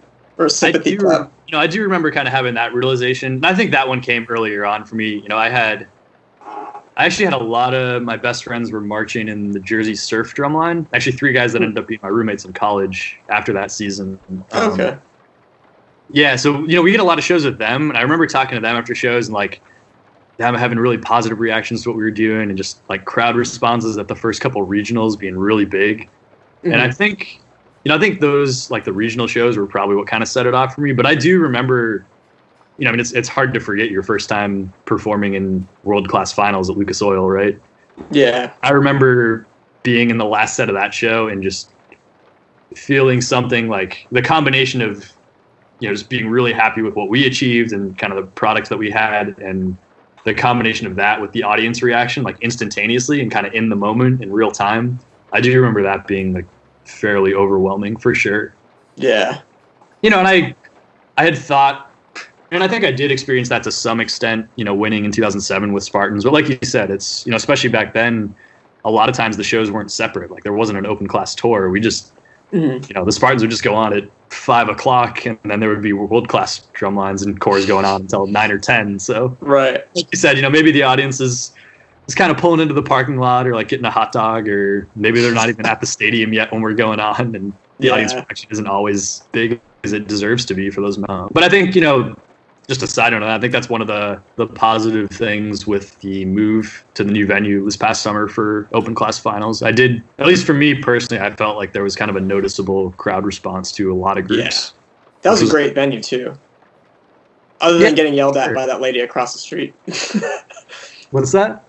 Right before we were done warming up for finals, some lady came up to me from across the street. She's like, "My neighbor's babies are trying to sleep. Like, you guys need to leave." I was like, "All right." This past I was like, "We're leaving literally right now." She's like, "Thank God." I don't even think I knew about that. I must have already been at the gate or something. Well, no, it was like, we were like, oh, you might have actually. We were like about to walk away, like playing like the last rep. And she like walked up to me and like flagged me down specifically. I was just like, "Nah, you're good, sorry." I didn't even think about the fact it was like 9 o'clock and we're like across the street from a row of apartments. Oh yeah, just probably blowing up these people's lives. Oh yeah. So yeah, I'll say next time find another spot. It was a good spot though.